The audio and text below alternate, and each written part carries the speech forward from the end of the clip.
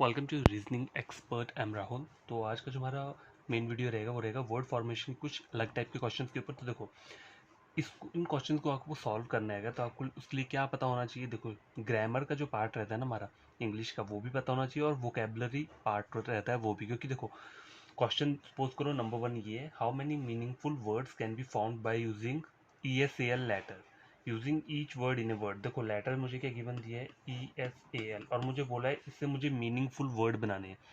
तो meaningful word आप तभी बना सकते हो जब आपने वो वर्ड्स पढ़े होंगे।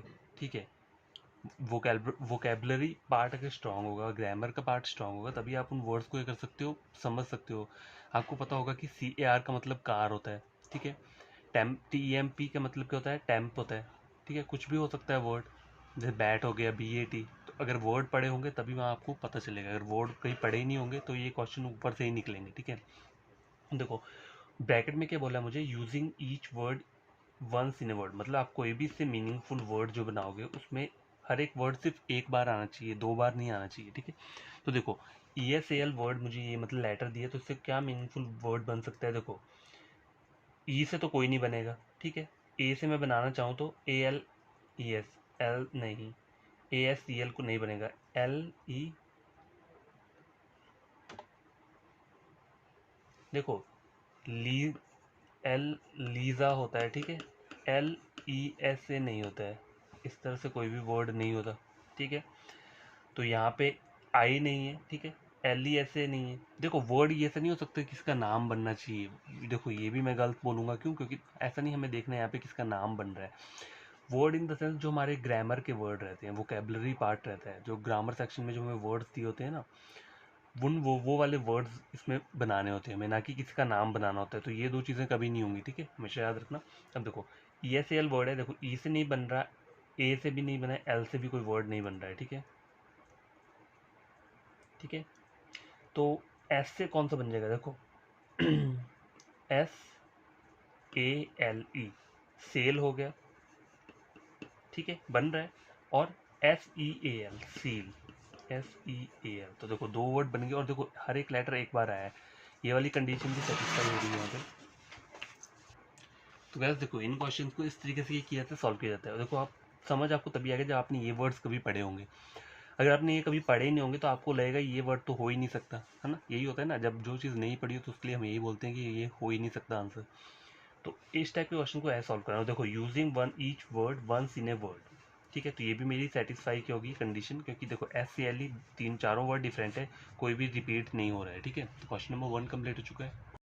तो गैस क्वेश्चन नंबर 2 चेक करो, स्क्रीन के ऊपर ये है, arrange the following words in A meaningful order. आपको इसको मीनिंगफुल ऑर्डर में अरेंज करना है। तो देखो टोटल 5 मुझे वर्ड्स दिए हैं, आंध्र प्रदेश, यूनिवर्स, तिरुपति, वर्ल्ड और इंडिया। तो देखो नंबर 1 पे क्या आएगा, सीक्वेंस क्या आएगा। देखो आंध्र प्रदेश एक स्टेट है। ठीक है, उससे पहले क्या आएगा, देखो तिरुपति के एक जगह है, कहाँ पे, आंध्र प्रदेश के अंदर है। ठीक है, तो नंबर 1 पे क्या रहेगा आपका 3 रहेगा, फिर आएगा 1। ठीक है, आंध्र प्रदेश के बाद क्या आएगा आपका, देखो यूनिवर्स, वर्ल्ड, इंडिया। तो पहले इंडिया आएगा, क्योंकि आंध्र प्रदेश कहाँ पे आता है, इंडिया के अंदर आता है। तो इंडिया आ गया, इंडिया किसके अंदर आता है, वर्ल्ड के अंदर आता है, तो 4 आ जाएगा। और वर्ल्ड किसके अंदर आता है, यूनिवर्स के अंदर आता है। ठीक है, तो बना सीक्वेंस के बना 3 1 5 4 2, 3 1 4 5 2। देखो 3 1 5 4 2, तो ऑप्शन नंबर डी क्या रहेगा, आंसर रहेगा। ठीक है, तो गाइस क्वेश्चन नंबर 3 स्क्रीन के ऊपर ये है, if it is possible to make a meaningful word using the 3rd 5th 7th and 9th letters of the word education, then what is the last letter of the word form. अगर देखो कोई meaningful word बनता है कौन कौन से letter से, 3 5 7 9, तो 3 5 7 9 मैंने यहाँ पे ये लेटर लिख लिए हैं। ठीक है, अगर इन लेटर से, मतलब देखो थर्ड नंबर पे कौन है, यू है, तो यू मैंने यहाँ लिख लिया है। 5th नंबर पे ए है, तो ए मैंने यहाँ लिख लिया है। 7th पे आई दिए, आई मैंने यहाँ लिख लिया। और 9th लेटर कौन सा है, एन, तो एन मैंने यहाँ लिख लिया। अब इन चारों लेटर से मुझे एक मीनिंगफुल वर्ड बनाना है। अगर ऐसा कोई मीनिंगफुल वर्ड बनता है तो मुझे क्या करना है, उसका जो लास्ट लेटर होगा मीनिंगफुल वर्ड का, वही मेरा क्या रहेगा, आंसर रहेगा। अगर if no such word can be formed, mark the answer as Y. अगर कोई भी मीनिंगफुल वर्ड नहीं बनता है तो मार्क आंसर क्या देना है आपने, ये वाई को करना है। ठीक है, if more than 1 word can be formed, अगर मीनिंगफुल वर्ड जो है वो एक से ज़्यादा बन रहे हैं, सपोज करो 2 या 3 मीनिंगफुल वर्ड बन रहे हैं इस वाले लेटर से, तो आपका आंसर क्या होगा, फिर आपको एक्स के ऊपर करना है, can be form mark the answer as X, ठीक है। अगर कोई भी वर्ड नहीं बनेगा तो वाई करना है, अगर दो से एक से ज़्यादा वर्ड 2 या 3 बनेंगे तो वाई एक्स करना है, ठीक है।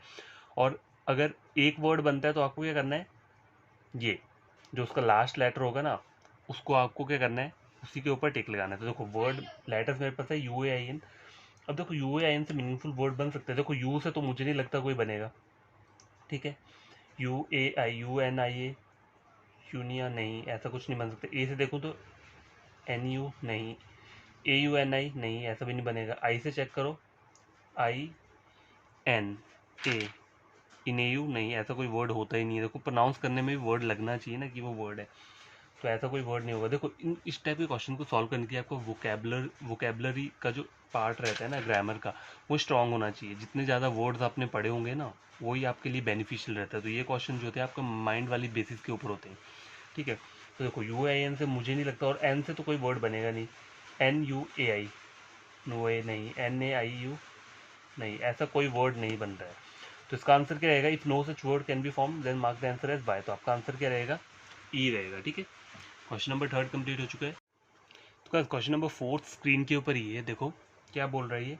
एक वर्ड दिया है मुझे, अपलिफ्टिंग वर्ड दिया है, ठीक है। तो अपलिफ्टिंग वर्ड का जो फर्स्ट थर्ड फाइव और नाइन्थ लेटर है, तो पहला कौन सा है, यू है, थर्ड कौन सा है, एल है, फिफ्थ कौन सा रहेगा, एफ रहेगा, और नाइन्थ क्या रहेगा, ये जी। तो इन वर्ड से आपको क्या बनाना है, एक मीनिंगफुल वर्ड बनाना है, ठीक है। मीनिंगफुल वर्ड बनाना है। अगर वो मीनिंगफुल वर्ड बन जाता है तो आपका जो आंसर रहेगा वो क्या करना है, आपका उस मीनिंगफुल वर्ड का जो पहला वाला अल्फाबेट रहेगा ना वो आपको आंसर देना है। अगर आपका कोई भी मीनिंगफुल वर्ड नहीं बनता है तो आपको आंसर क्या देना है, वाई देना है। अगर एक से ज़्यादा मीनिंगफुल वर्ड बन रहे हैं तो आपको आंसर क्या देना है, डी, मतलब एक्स को देना है, ठीक है। तो देखो मैंने यहाँ पे वो नहीं लिखा है, डायरेक्शन नहीं लिखी है, सीधे मैं बता रहा हूँ क्योंकि हम वही उसी टाइप के क्वेश्चन पहले से सॉल्व कर रहे हैं, ठीक है। तो देखो यू एल एफ जी, अब यहाँ से देखो यू से कोई मीनिंगफुल वर्ड बनेगा, यू से मुझे नहीं लगता कोई बनेगा। एफ से चेक करो, एफ एल यू जी, फ्लज, देखो स्लज होता है, फ्लज फ्लज नहीं होता कुछ, कोई भी वर्ड एफ एल यू जी नहीं होता, एफ जी एल यू, ऐसा भी कोई वर्ड नहीं बनेगा। एल से चेक करो, एल यू एफ जी नहीं, एल जी एफ यू नहीं, एल एफ यू जी, ऐसा भी कोई वर्ड नहीं बनेगा। अब जी से चेक करता हूँ, देखो जी एफ एल यू नहीं, G L F you, ji U L F, देखो जी यू एल एफ, जी यू एल, गल्फ, गल्फ पता है ना आपको, गल्फ जो मोटर बाइक के ऑयल वो करते हैं, प्रोड्यूस करते हैं, ठीक है। तो ये गल्फ वर्ड आ रहा है यहाँ पे। तो देखो मुझे क्या बोला है, अगर आपका एक ऐसा वर्ड बन रहा है तो आपको क्या करना है, जो उस वर्ड का पहला अल्फाबेट होगा ना वही आपका आंसर होगा। तो पहला अल्फाबेट क्या है यहाँ पे, जी, तो आपका आंसर क्या रहेगा, ऑप्शन नंबर ए, ठीक है। तो गाइस क्वेश्चन नंबर 5 स्क्रीन के ऊपर ये है, देखो ये लास्ट क्वेश्चन है, क्यों, क्योंकि देखो एग्जाम में जो क्वेश्चन आएंगे वो इसी टाइप के आएंगे। तो कल मैंने वीडियो अपलोड किया है, आप उन क्वेश्चन को सॉल्व कर सकते हो, पढ़ सकते हो। और आज का जो ये 5 क्वेश्चन है, बस वर्ड फॉर्मेशन में इसी टाइप के क्वेश्चन आते हैं बैंकिंग में, ठीक है। एक एक क्वेश्चन ही आता है ज़्यादा से ज़्यादा, इसका और नहीं आता है ज़्यादा, ठीक है। तो देखो इन द नंबर, मुझे नंबर के गिवन है, तो आप पहले क्या करोगे, एक नंबर जो है इसको नोट डाउन कर लेना, ठीक है। अपने रफ शीट पे नोट डाउन कर लिया। अब उसके बाद क्या बोला है, how many such digits will be as far away from the beginning of the number if arranged in ascending order from right to left. तो आपको इस नंबर को अरेंज करना है असेंडिंग ऑर्डर। असेंडिंग ऑर्डर क्या होता है, मतलब छोटे से जाना है बड़े तक, ठीक है। 2 से स्टार्ट करेंगे और 9 तक, जो लास्ट नंबर 9 है वहाँ तक जाएंगे, लेकिन जाना कहाँ से, राइट टू लेफ्ट बोला है। राइट मतलब यहाँ, राइट ये होता है ना, लेफ्ट ये होता है। अगर लेफ्ट बोला होता तो मैं यहाँ से स्टार्ट करता, लेकिन मुझे राइट से बोला है, तो राइट क्या रहेगा, यहाँ से। तो सबसे छोटा नंबर पहले क्या आएगा, 2 आएगा, तो 2 मैंने यहाँ लिख दिया। 2 के बाद क्या आता है, 3 आता है, तो 3 को मैंने यहाँ लिख दिया। 3 के बाद क्या आता है, 4 आता है, 4 यहाँ नहीं है, फिर 5 आ रहा है, ठीक है। 5 आ रहा है, 5 को मैंने यहाँ लिख लिया, 5 यहाँ लिख लिया। उसके बाद 6 और 7 आएगा, ठीक है। तो 6 और 7 को यहाँ लिख लेता हूँ, ठीक है। और 8 आ रहे हैं, देखो 8 यहाँ लिख लिया, ठीक है।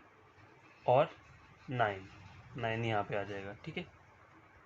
तो गैस देखो ये मैंने नंबर, मेरा ओरिजिनल नंबर है, ठीक है। ये क्या है, ओरिजिनल है जो मुझे क्वेश्चन में दिया है, और ये जो है मैंने इसको क्या किया, रीअरेंज करके लिखा है जो हमें मुझे कंडीशंस गिवन दी हुई थी, ठीक है। और राइट टू लेफ्ट लिखा है मैंने इसे असेंडिंग ऑर्डर में, ठीक है।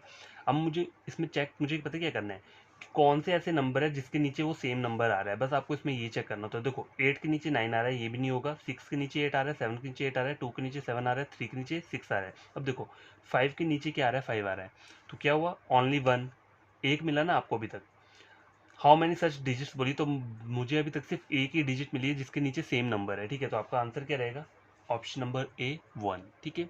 तो ये इस टाइप के क्वेश्चन का क्या रहेगा, आंसर रहेगा। तो देखो एग्जाम में वर्ड फॉर्मेशन के जो क्वेश्चन रहते हैं वो इसी टाइप के आते हैं, ठीक है।